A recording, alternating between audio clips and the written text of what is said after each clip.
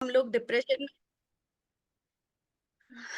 जब भी हम लोग डिप्रेशन में जाते हैं और हम लोग बहुत चीजें ये सोचते हैं कि अरे ये हो गया वो हो गया। डिप्रेशन में क्यों जाता है इंसान? जब ओवर थिंक करने लगता है या उसको लगता है मेरी लाइफ में अभी कुछ बचा नहीं है कुछ करने जैसा, तब इंसान ओवर थिंक करता है या फिर अपनी होप लूज कर देता है। तो ये स्टोरी उसी पे है। ये स्टोरी है एक 50 साल के आदमी की, जिसके पास बहुत अच्छा बिजनेस था, बहुत अच्छी फैमिली थी, सब कुछ था। लेकिन फिर भी ना वो बहुत चिड़चिड़ा रहता था घर पे, बहुत इरिटेटिंग मतलब बहुत इरिटेटिंग बिहेव रहता था उसका। वो घर पे सबसे चिढ़ता रहता था, चिल्लाता रहता था, उसका घर का माहौल बहुत खराब हो गया था। तो उसकी वाइफ एक दिन उसको बोलती है कि मुझे लगता है कि आप डिप्रेशन में हो, आपको डिप्रेशन के सिम्टम आ रहे हैं। आप एक बार सबसे पहले तो अपनी कुंडली दिखाओ और उसके बाद किसी थेरेपिस्ट के पास जाओ ताकि वो आपको बताए आपको क्या करना है। तो वो एक ज्योतिष के पास जाते हैं, वो थेरेपिस्ट भी होता है। तो उनकी वाइफ ही उनको बताती है कि उन्हीं से कुंडली दिखाओ और अगर कुछ ऐसा रहा तो वो आपकी थेरेपी भी कर देंगे। तो जब वो उनके पास जाता है और वो बोलता है कि पहले तो मेरी कुंडली देखो, कहीं मेरे ग्रह खराब तो नहीं है, और उसके बाद मुझे बताओ मुझे क्या करना चाहिए। तो जो वो थेरेपिस्ट होते हैं वो उनको बोलते हैं कि सबसे पहले आप मुझे आपके 10th क्लास की, जो भी जितने बच्चे आपके 10th क्लास में थे उनका लिस्ट ला के दो। आप कौन से कॉलेज में पढ़ते थे, आप उनका लिस्ट मुझे ला के दो। तो वो जाता है अपने कॉलेज में और वहां से 10th के, जो उसके 10th का बैच होता है उसकी लिस्ट लेके आता है। अभी वहां से रजिस्टर तो नहीं ला सकते, तो लिस्ट ही लेके आ जाता है। फिर वो उनको बोलते हैं कि इनमें से आप कितने लोग आपको याद हैं, जिनको आप जानते हो और आपको लगता है कि आप इनको जानते हो और आप ये आपसे बात कर सकते हैं।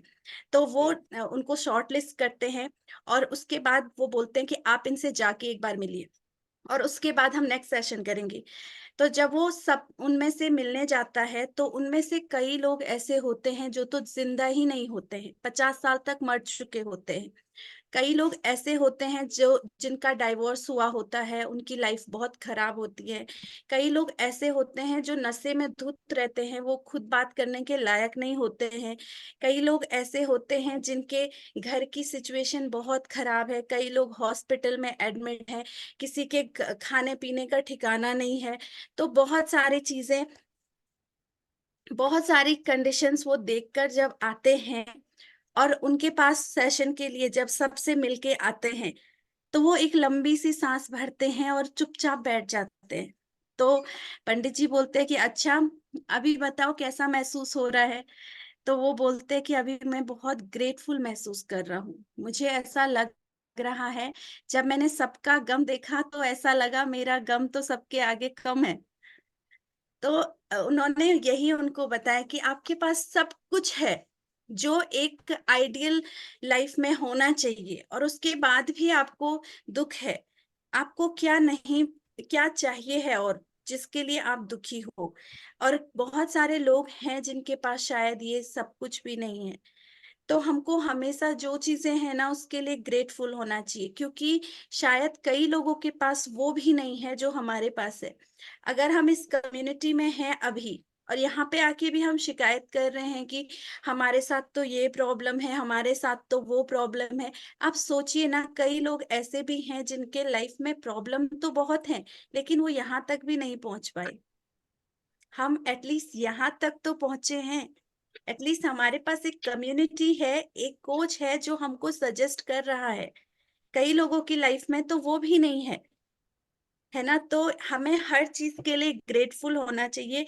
अगर हम ग्रेटफुल होना स्टार्ट करेंगे ना, जो चीजें हैं उनकी वैल्यू करना स्टार्ट करेंगे, तो शायद हम कभी डिप्रेशन में नहीं जाएंगे, ओवर थिंक नहीं करेंगे। So thank you so much everyone, जिन्होंने भी अपना रिजल्ट शेयर किया। और सारे लोग पूजा मैम को थैंक यू बोलेंगे, उनका फर्स्ट कॉल था और उन्होंने